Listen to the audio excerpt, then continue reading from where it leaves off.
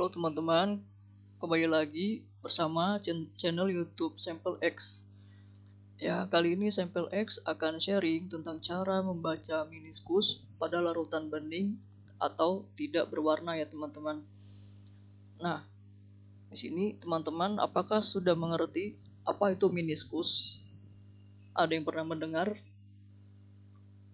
Baik, kemungkinan pada jurusan analis kimia atau analis kesehatan ataupun farmasi ya dan lain sebagainya mungkin pernah mendengar. Nah, di sini saya akan sharing ya teman-teman. Kita di sini saling belajar saja ya.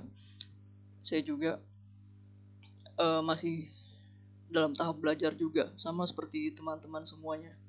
Ya baik, di sini meniskus itu apa sih meniskus itu?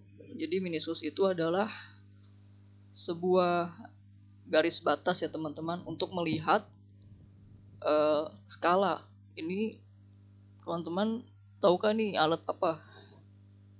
Ini adalah yang saya gambar ini.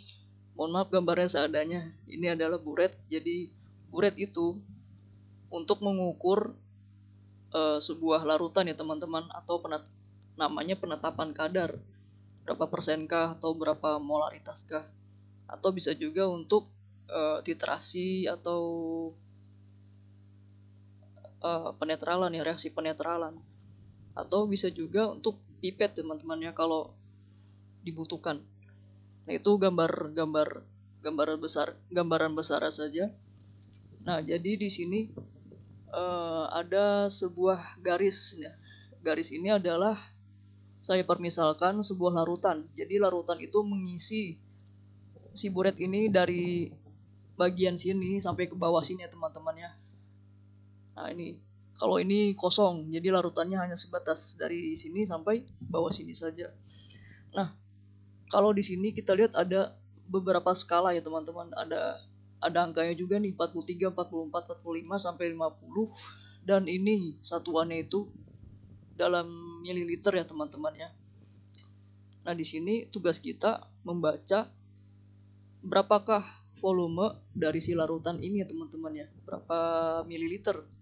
Nah, untuk membacanya pada buret ini kita menggunakan batas meniskus. Kenapa? Karena kita zoom teman-teman ya.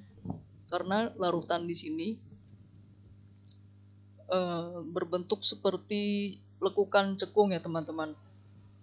Nah, kenapa sih dia bisa berbentuk seperti cekung gini ya, cekung ke bawah?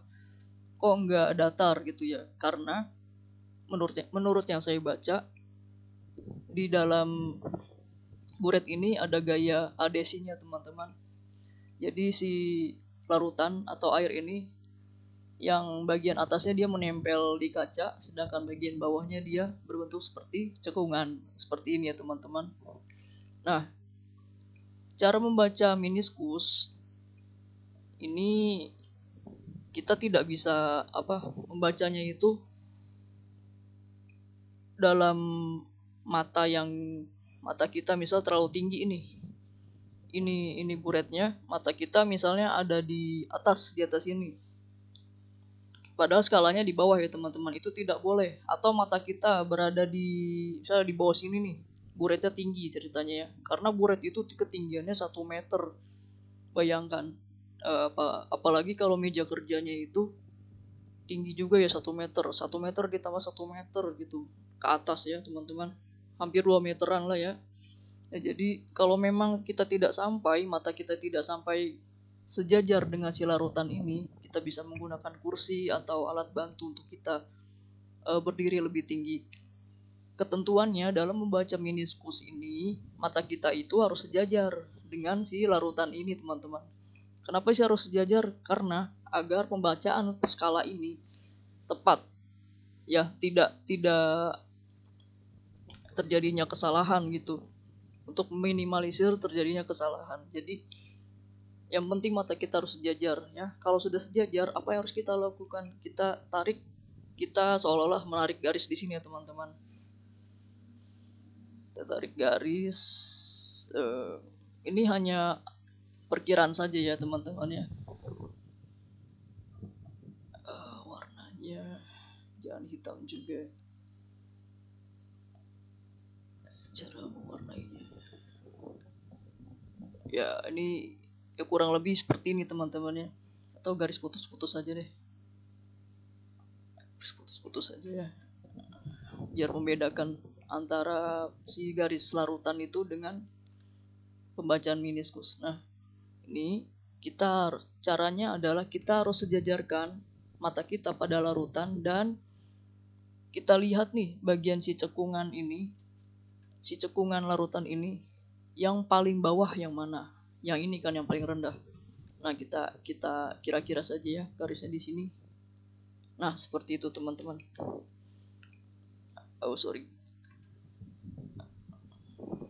Nah itulah yang disebut batas meniskus. Batas meniskus apa? Jadi batas meniskus itu ada dua. Ada batas meniskus atas dan batas meniskus bawah. Ini yang saya jelaskan adalah batas meniskus bawah, karena dia berada pada titik terbawah si larutan ini teman-teman, kita gambarkan. Nah ini titik cekungannya ya teman-teman. Nah lalu kita baca nih skalanya. Contohnya ya, kita belajar dari sini aja deh. Gambar yang saya buat ini, gak apa-apa ya teman-teman.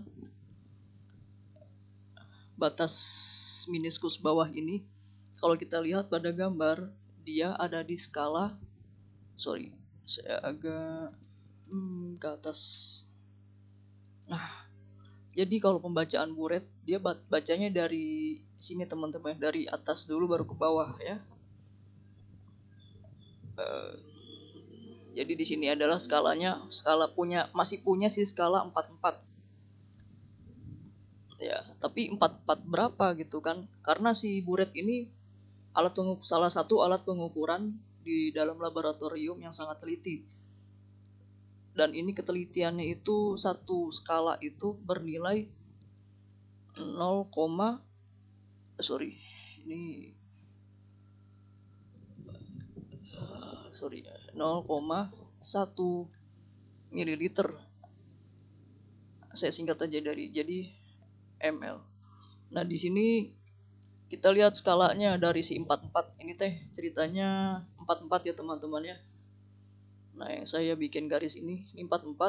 Kita hitung aja garisnya ada berapa? 1, 2, 3, 4, 5, 6, 7, 8, 9 teman-teman ya. Jadi kalau teman-teman udah jago nih membaca skala buret, di sini tuh udah pasti 5 ya. 5, 6, 7, 8, 9 gitu teman-teman. Jadi di sini ada 9 strip atau 9 skala ya teman-teman ya. Kita kali saja dengan si 0,1, berarti hasilnya adalah berapa teman-teman? 0,9 mililiter. Sorry, kita kaliin aja. Sama dengan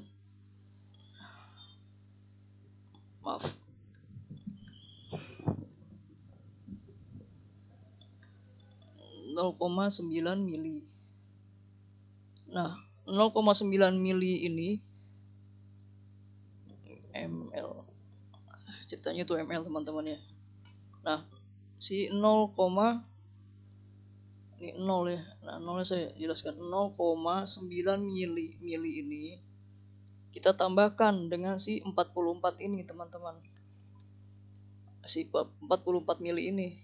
Nah, jadi sehingga kita dapat dari hasil pembacaan meniskus kita 44 ml ditambah dengan 0,9 mili. Hasilnya adalah 44,9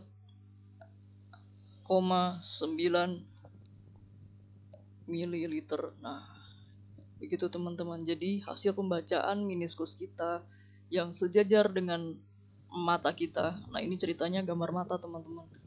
Sejajar ya, tidak boleh hal yang terpenting dalam membaca meniskus, yang penting sejajar.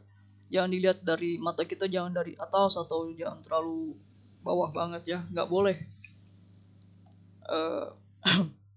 Terus kalau untuk larutan bening atau tidak berwarna, kita lihat meniskus yang bawah ya teman-teman, seperti ini. Jadi pas di titik si cekungan itu di sini, titik terendahnya. Oke, sampai di sini dulu teman-teman. Hal yang bisa saya sharing teman-teman. Kurang lebihnya mohon maaf.